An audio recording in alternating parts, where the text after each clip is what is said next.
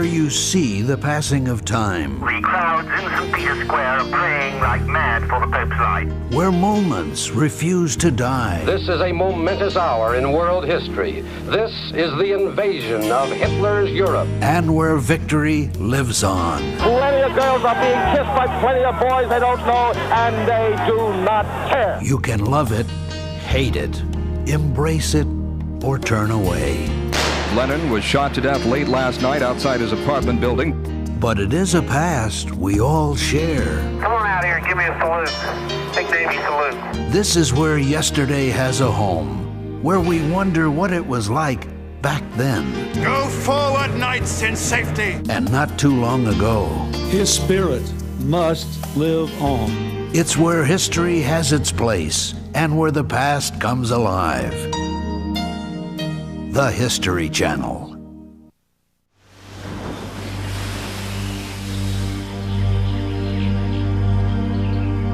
February 15th, 1898. The tropical island of Cuba is in the throes of a bloody struggle to win independence from Spain. Off her coast in Havana harbor, the U.S. battleship Maine stands a nervous sentinel positioned as a safe haven for Americans in the event of an escalation of violence. For 3 weeks, 350 American sailors aboard the Maine have kept their tension-filled vigil without incident until 9:40 p.m. this steamy Tuesday night. Accident or sabotage? The answer could mean war.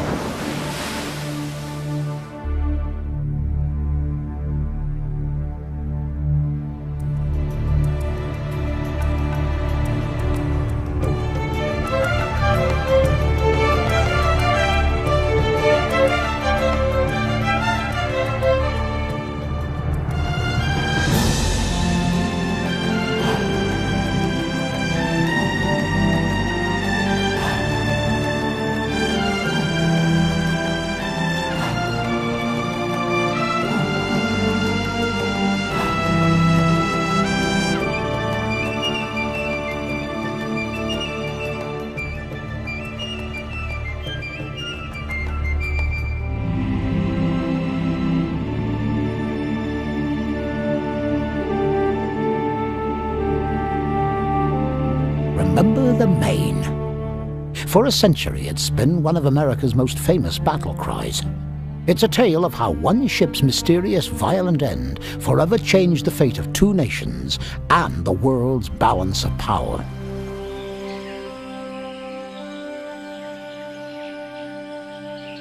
By October 1897, the island of Cuba had been transformed from Caribbean paradise into one of the world's major trouble spots. For 2 years, rebel forces had intensified their bloody struggle to win independence from Spain. To suppress the insurrection, the Spanish general in charge, Valeriano Weyler, turned his wrath upon the civilian population in a brutal campaign known as subjugation or death. His armies swept the countryside, rounding up peasants and throwing them into concentration camps. More than 200,000 reconcentrados met terrible deaths in the overcrowded, unsanitary conditions, earning Weyler his nickname, the Butcher. A continent away, the American President William McKinley monitored these events with increasing concern. Appalled at Weyler's savage inhumanity, McKinley was keenly aware of the strategic significance an independent Cuba could play in future U.S. trade and expansion. The president also realized that Spain was well aware of American sympathy toward the rebels, a position that might place Americans living on the war-torn isle in jeopardy. As a precautionary measure, McKinley contacted the North Atlantic Squadron stationed in the Gulf of Mexico and ordered a battleship sent post-haste to Key West, Florida, only 90 miles from Cuba. If more violence should erupt, the ship could immediately be dispatched to Havana to rescue American citizens. The ship he selected for this vital mission was the USS Maine. One of the main reasons for sending a ship to Havana Harbor was to impress the Spaniards and the Cubans in the area with American naval might, and the Maine seemed to be the perfect ship. It looked good, it was long and low, it had good cruising range, had good speed. It was just about everything you'd want for an independent ship to send to Havana. The USS Maine was among the first armored ships in what was known as the New Navy. Funded in 1886 by a congressional appropriation of $2.5 million, the Maine was designed to be distinctive. While most of her predecessors were made of wood and dependent on wind and sails for power, she was made of steel and fueled by her own stores of coal. But above all, at a time when many U.S. ships were designed overseas, the Maine was distinguished for being a completely all-American vessel.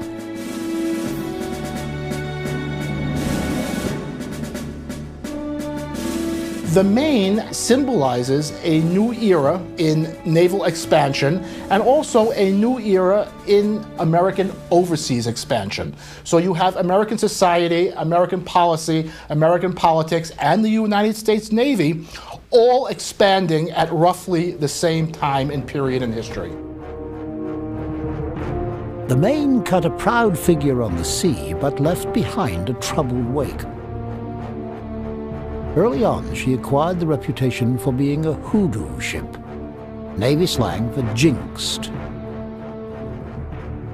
During her construction, a fire raged through her incomplete hull. On one early mission, a storm washed 3 of her crewmen overboard to their deaths. Hoodoo struck again in July of 1897, when the Maine crashed into a New York pier to avoid colliding with an excursion boat full of tourists. The pier was demolished, but the Maine suffered only minor damage. The consequences would have been much worse had it not been for the unflappable leadership of the Maine's commanding officer, Captain Charles Dwight Sigsbee. He was a Civil War veteran who'd served in various positions on a variety of ships throughout the U.S. Navy. And when he received command of the Maine, he was as eminently qualified to command a United States battleship as any captain in the Navy list. In addition to his fine reputation as a naval officer, Captain Sigsbee was something of a Renaissance man, a published author and noted underwater explorer.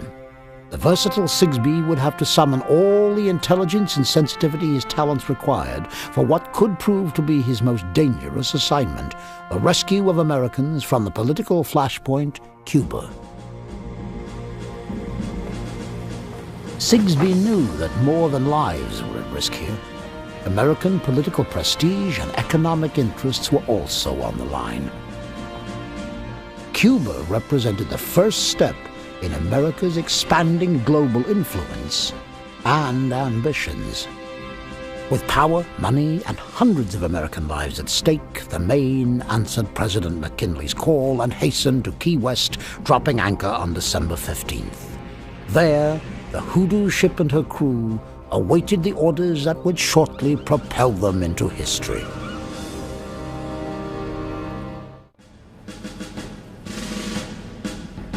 While the Maine waited in Key West for orders from Washington, public support for a war against Spain was catching fire across the United States, fueled by sensational newspaper reports in what was known as the Yellow Press.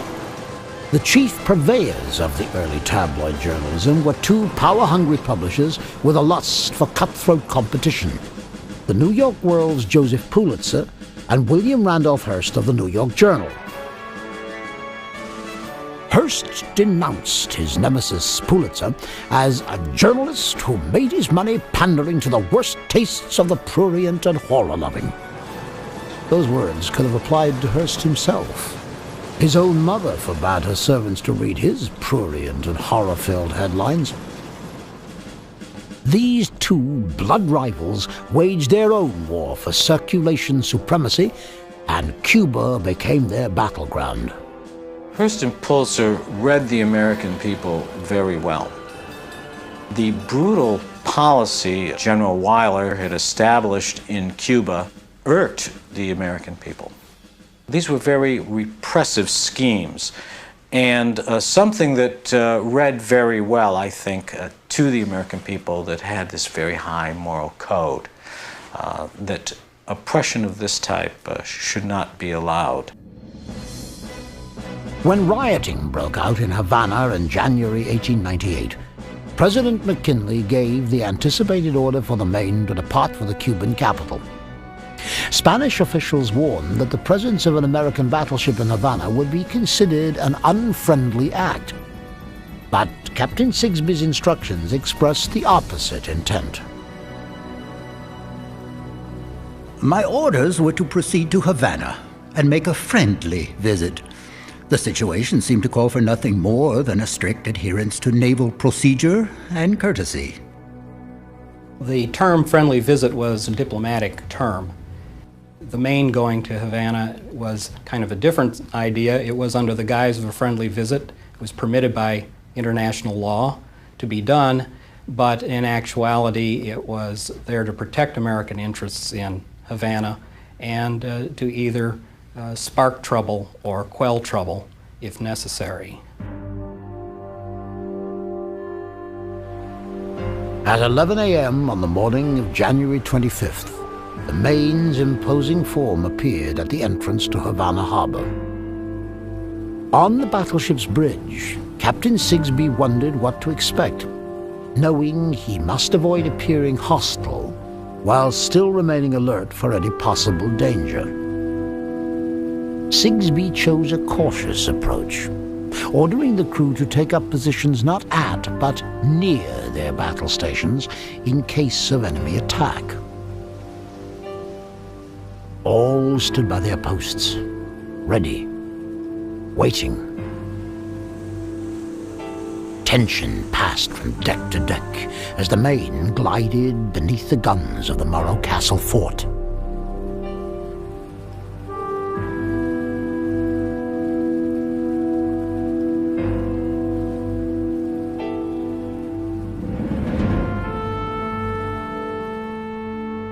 Suddenly, a Spanish vessel approached. It was the harbor pilot coming out to guide the Maine to her mooring berth.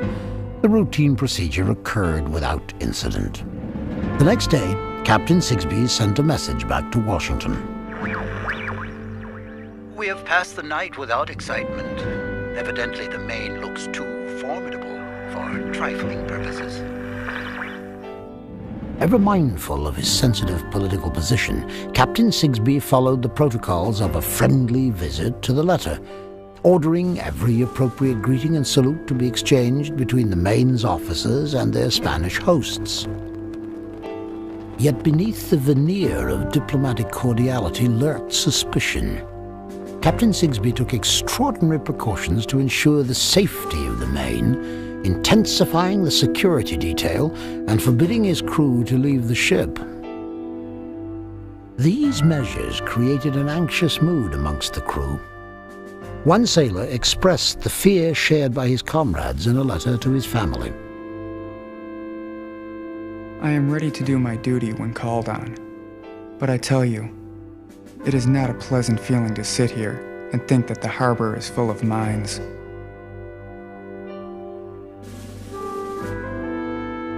Despite the sailors' fears, the likelihood of a mine striking the Maine seemed remote as the second week of her friendly visit ended without incident.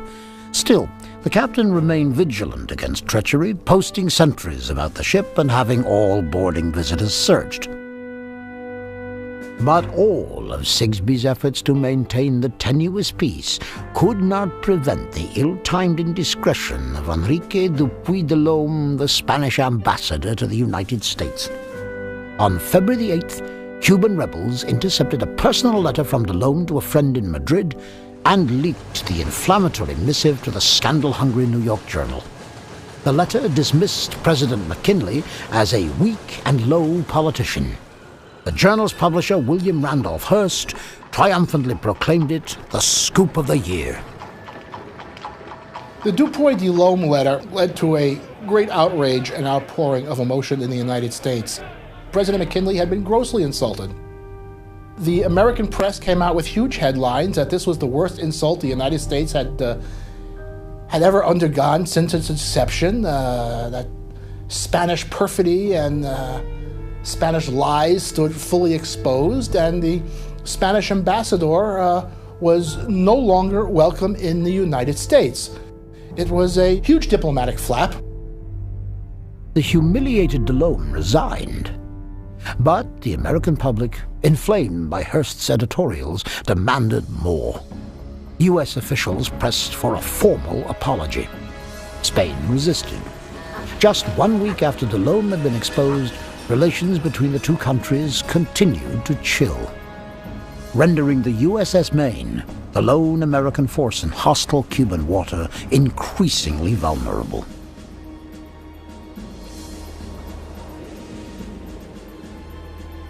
February 15, 1898. In the humid stillness of the Caribbean night, Captain Charles Sigsbee paced the decks of the USS Maine.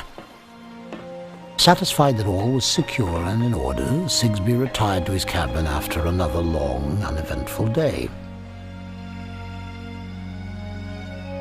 Under a steamy, overcast sky, Havana harbor lay almost unnaturally quiet. At 9:10 p.m., the ship's bugler blew taps. With the exception of the sentries standing watch, the crew of the Maine turned in for the night. Alone in his quarters, Captain Sigsbee put the finishing touches on a letter to his wife. It would never be sent.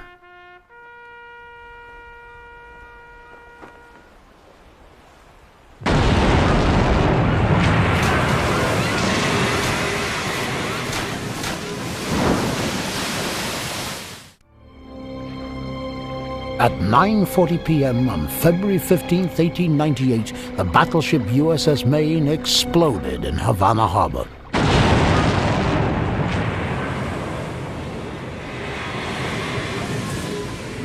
The blast sent shockwaves through the streets of the city, shattering windows and ripping doors off their hinges. The hoodoo ship had been cursed once again. Sigmund Rothschild, a passenger on the City of Washington, an American steamer in the harbor, witnessed the spectacle from his deck chair. I heard a shot, like a cannon shot. It made me look toward the Maine.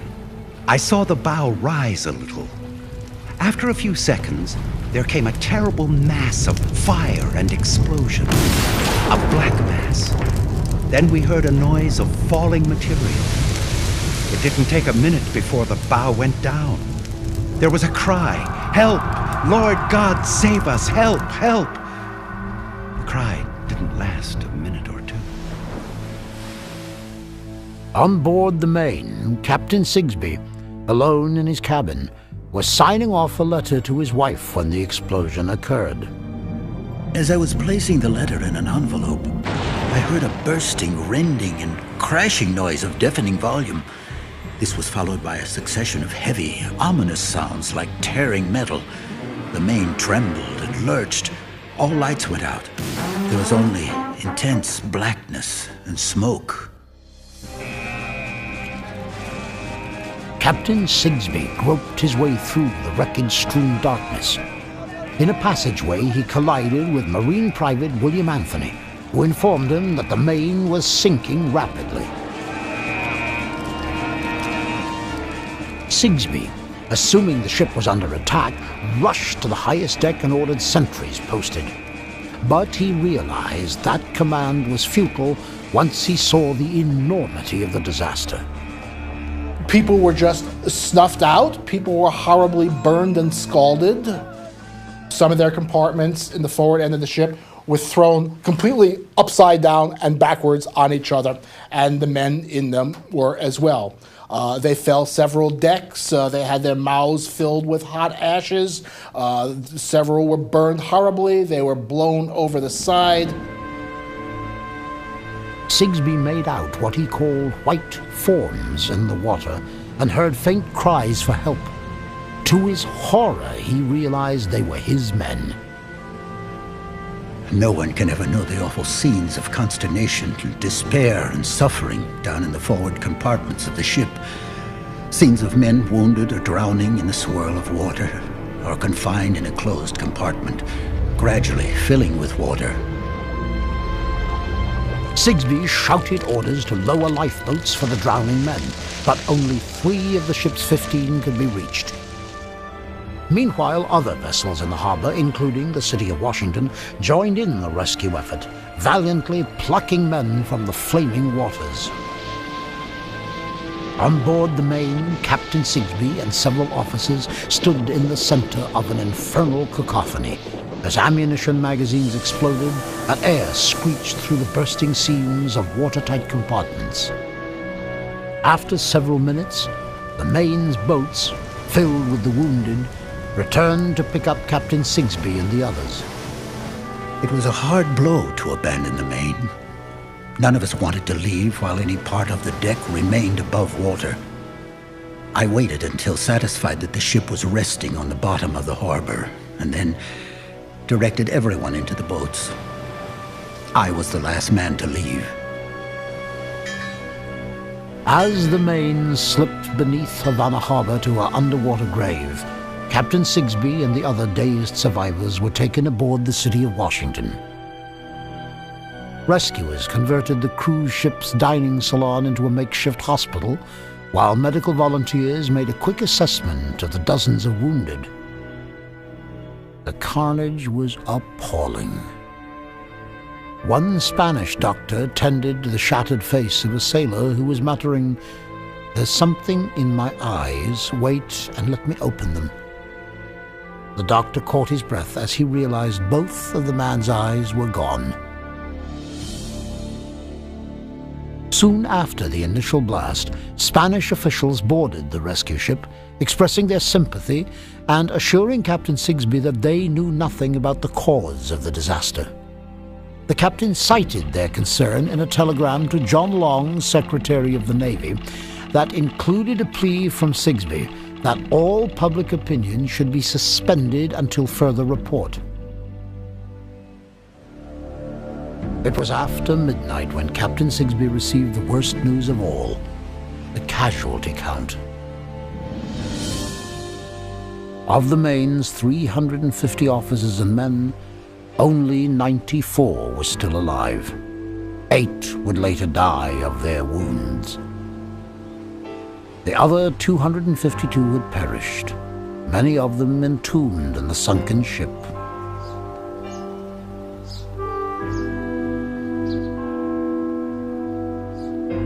Until Pearl Harbor, it would be the largest single loss of American sailors' lives in U.S. naval history.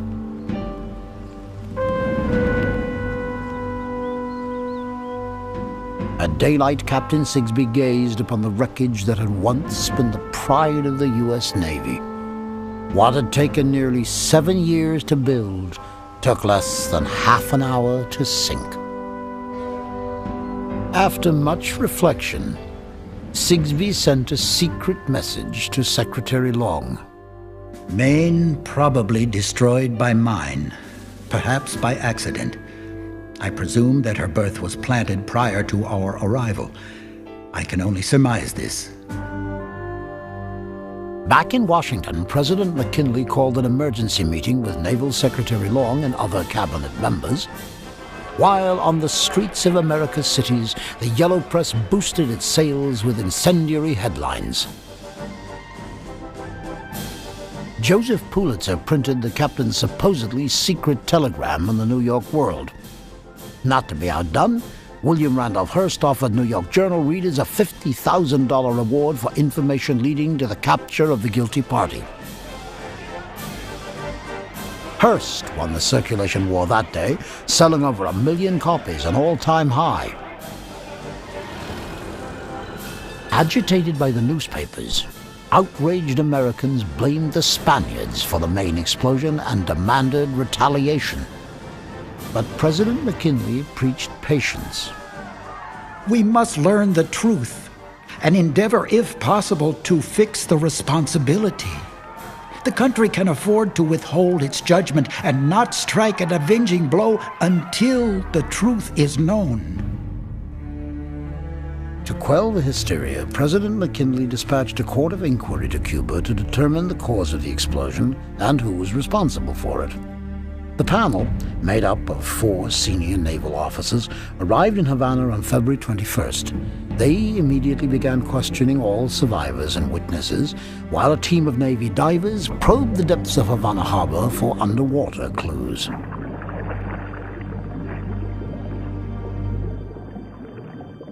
Several days of detailed testimony began to cast doubt on the possibility that the Maine explosion was caused by an accident.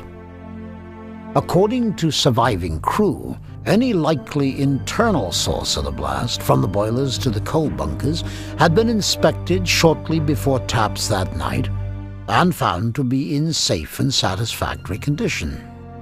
Meanwhile, the Navy divers had completed their own inspection of the Maine. They'd found that some of the bottom plating was bent inward, and the ship itself twisted into the shape of an inverted V. Such massive damage, the team concluded, supported the likelihood that the Maine had been blown up by a tremendous external force, probably a mine. Who would have the motivation to blow up the Maine? Surprisingly, those least motivated would be the Spanish. A war with the United States would be an unmitigated catastrophe. Those with reason to do that, however, would be the Cuban rebels. The Cuban rebels desperately wanted an American intervention in Cuba, under whatever reason, to throw the Spanish out and give the island independence. However, the Cuban rebels didn't have the wherewithal at all to put together a mine, nor would they be able to approach the ship with the security precautions that Captain Sigsbee took. The questions were many, definitive answers were few. For the conclusions of this inquiry were about to set off a chain reaction from Washington to Madrid that would be far more explosive than whatever destroyed the Maine.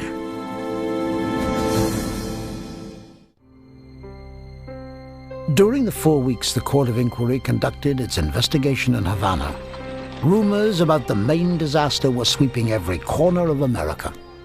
Everyone had an opinion on how the ship blew up and what villains must have engineered it. Secretary of the Navy Long noted in his diary where the lines of debate were drawn. If he is a conservative, he is sure that it was an accident. If he is a jingo, he is equally sure that it was by design. Jingo was a term used to describe those who were rabidly patriotic, and no one in America was a more outspoken jingo than Theodore Roosevelt, the Assistant Secretary of the Navy. It is certainly possible that the ship was blown up by a mine. The Maine was sunk by an act of dirty treachery on the part of the Spaniards. Theodore Roosevelt knew that Cuba and other Spanish possessions in the Caribbean blocked total American hegemony of the area. To get Spain out of the Western Hemisphere would naturally take a war, and Theodore Roosevelt was all for a war to advance American international interests. Assistant Secretary Roosevelt pushed President McKinley to take a bolder stance against Spain. The president, awaiting the court's report, stood firm in withholding his judgment. His patience was lambasted in the yellow press. William Randolph Hearst, editorializing in the New York Journal, condemned McKinley, claiming he was ready to surrender every particle of national honor and dignity. The president could rise above such blatant attacks. What he could not ignore, however, were the initial findings trickling from the inquiry. It seemed increasingly likely that a mine had destroyed the Maine. A mine meant sabotage, and sabotage meant war. McKinley was in a precarious position. He needed to remain neutral until the investigation's report was released, while still ensuring that the nation was ready to fight. Compelled by the Jingo factions in Congress, he requested passage of a military appropriations bill totaling $50 million, an astronomical sum at the time. So the fact that the president asked for $50 million and the fact that Congress approved that appropriation in record time meant that there was a feeling in Congress, a very conservative Congress, that war with Spain was in fact inevitable. Into this bellicose atmosphere, the Court of Inquiry released its long-awaited final report on March 28th. In its conclusion, the court asserted that the loss of the Maine was caused neither by accident nor negligence on the part of her officers or crew, but by the intentional explosion of a mine.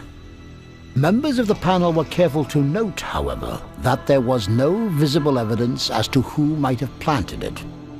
The conclusion benefited everyone except the Spanish. Got Captain Sigsbee and his senior officers off the hook quite well. It was a good answer for the U.S. Navy. Our ships are safe, and we don't design bad ones, and they don't blow up by accident. Our stuff is good. The American public's reaction to the court's report was expressed in a slogan that echoed across the nation. To hell with Spain, remember the Maine. Enraged patriots ignored the fact that the court did not fix blame for the explosion of the ship. To the man in the street, there was only one culprit: Spain. The din of so many Americans clamoring for war entirely drowned out the news that a Spanish court of inquiry had come to some different conclusions about the disaster.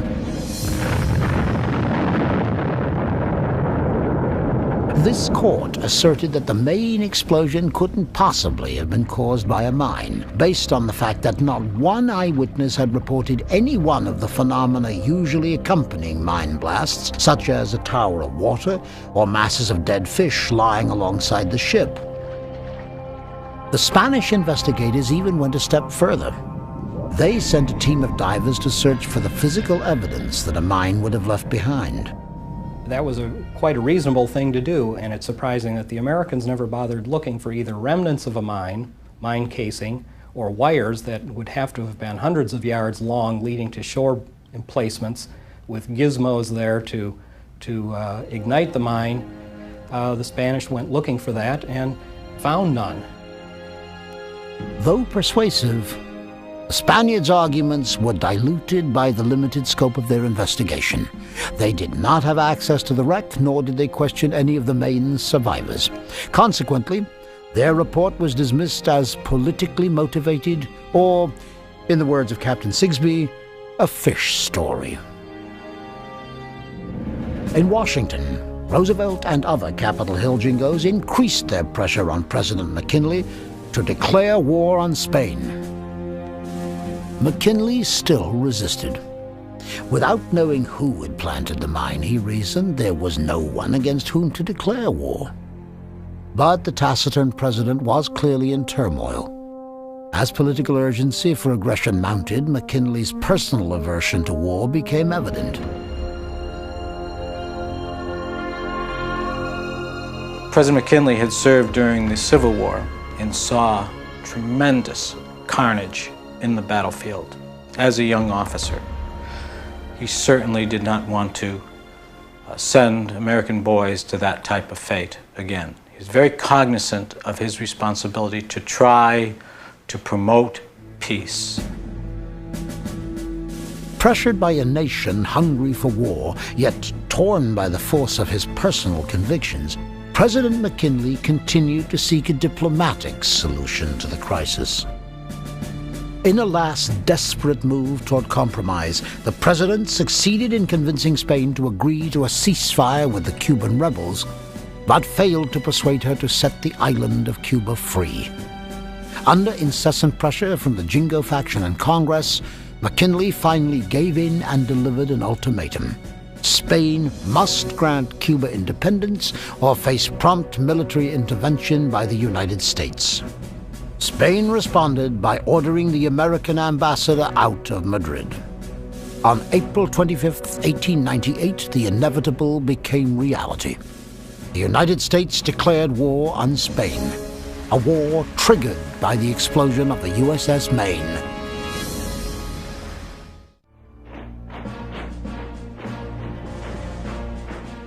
With the rallying cry, "Remember the Maine," thousands of Americans marched off to fight the Spaniards. The 3-month-long war made thrilling copy for the headline insatiable yellow press. On land, the conflict climaxed when Teddy Roosevelt, who had resigned his post as Assistant Secretary of the Navy, led the Rough Riders in a dashing charge up San Juan Hill, assuring Cuban independence. At sea, Commodore George Dewey's Asiatic Squadron annihilated the Spanish fleet in the Philippines, fulfilling the promise of a world-class navy born with the Maine. So swift and complete was the American victory that not even William Randolph Hearst could have conjured it up in his most sensational headline. In the words of Secretary of State John Hay, the Spanish-American conflict was a splendid little war. To a degree, it certainly was. It lasted 3 months. American casualties were, in the whole, under 300 people. We acquired an empire virtually by default from Spain, Puerto Rico, the Philippines, Guam, Guantanamo Bay. We acquired hemispheric hegemony over North America, and the United States now took its place as one of the great powers in the world, a nation to be reckoned with. But long after the last cheer for America's homecoming heroes echoed away, the ship that incited the war still lay, a twisted, rusted wreck in the center of Havana harbor. It was not until 1908, the 10th anniversary of the conflict, that public sentiment emerged to raise her. One of the reasons the Maine had to be raised from Havana Harbor was that it was becoming an obstruction to commerce and other activities. And there was also a desire, a very strong desire, to find the rest of the bodies that had not floated up to the surface. In 1911, over 60 crewmen of the Maine remained entombed in her disfigured hull, and in reverence to their memories, work to salvage her began. The Army Corps of Engineers supervised construction of a coffer dam surrounding the wreck, allowing the enclosed water to be pumped out. The entire project took nearly a year. With the wreckage completely exposed, a second court of inquiry arrived in Havana to begin its inspection. After much study, it came to the same conclusion as had the original court. A mine had destroyed the Maine.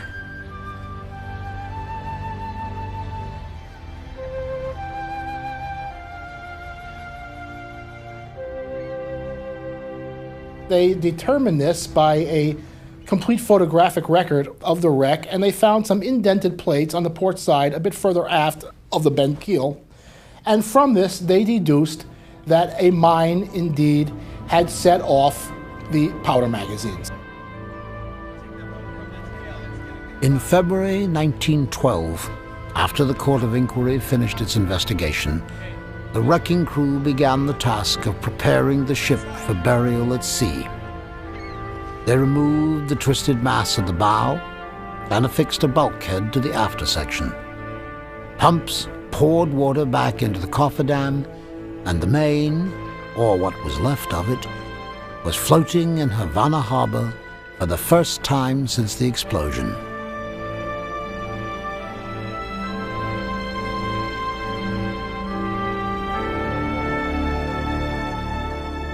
At sunrise, on the morning of March 16, 1912, the citizens of Havana awoke to a cannon shot. The first formal burial at sea of an American naval vessel. The last rites of the USS Maine had begun. Simulating the tolling of a bell, a gunshot rang out every half hour. The ceremony commenced with a memorial service in Havana for the 67 men whose remains had been recovered from the wreck. Afterwards, Sailors placed their coffins on the battleship North Carolina for transport to Arlington National Cemetery and burial alongside their comrades. With 2 more cannon blasts, the final voyage of the Maine began. The Maine had been especially prepared for this day. Roses covered her decks, and an American flag waved from her mast. She would not sink without her nation's colors. On shore, 80,000 Cubans watched the procession. Men removed their hats as the once proud ship left their harbor for the last time. 4 miles out from Havana in international waters, the Army engineers briefly boarded the Maine to open the ship's valves. As water rushed in and the Maine began to sink, the Marine Band on the North Carolina played the national anthem.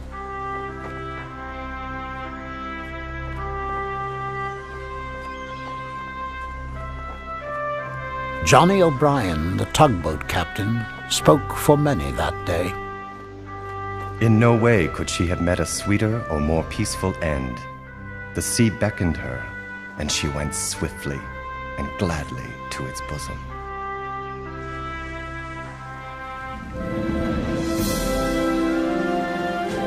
At 5:30 p.m., the USS Maine was gone. The roses from her deck floated above the burial site.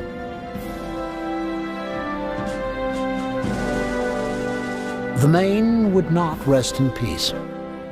Ever since the blast, haunting questions lingered, leaving many historians and naval experts harboring serious doubts about the official explanation of the explosion. It's quite self-evident. You would not have a mine where ships are crowded in a mooring area. It does not protect the harbor whatsoever. That would have been at the harbor entrance, not in the middle of the roadstead where ships are anchoring. It's just a no-brainer to think otherwise. That in all the years since the Maine was blown up, no one ever did and no one has come forward to say that they knew anybody, heard anything, or came up with any reason why that was ever done. Well, the reason nobody said anything was it didn't happen. In 1974, Admiral Hyman Rickover and naval experts initiated yet another investigation to determine once and for all how the Maine exploded. Applying data gathered from World War II battleship explosions to the detailed photographic record compiled by the Second Court of Inquiry, the Rickover team found a much different cause for the Maine disaster than those of the 2 previous investigations. Dana Wegner was a member of the Rickover team. The team could not rule out the possibility of spontaneous combustion of coal that caused the magazine to explode. And there was no evidence of anything on the outside of the ship instigating the explosion of the forward magazines of the Maine. Therefore, the explosion was solely within the confines of the ship and had to be an accidental explosion.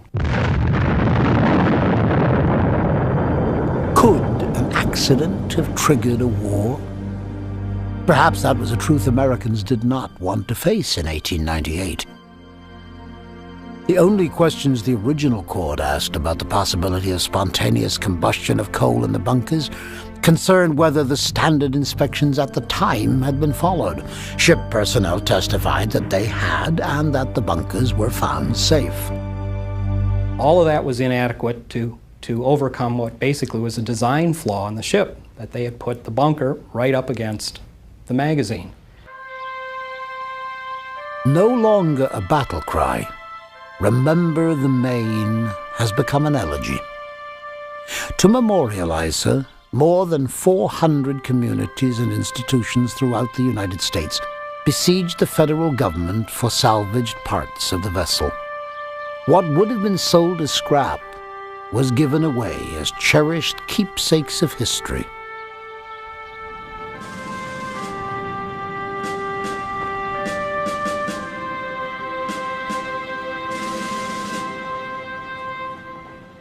I think the Maine should be remembered because it was a tragedy. And in my mind, I feel sorry for all the enlisted men that died. It was too bad that they all died in an accident like that.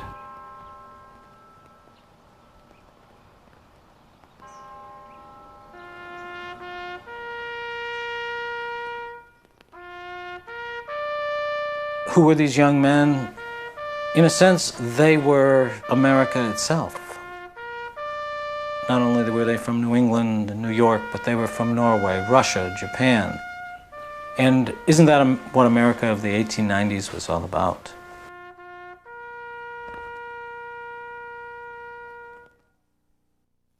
The Maine truly was the symbol of America at its most glorious period. It has become part of our tradition, part of the myth of America, and certainly part of the American legacy.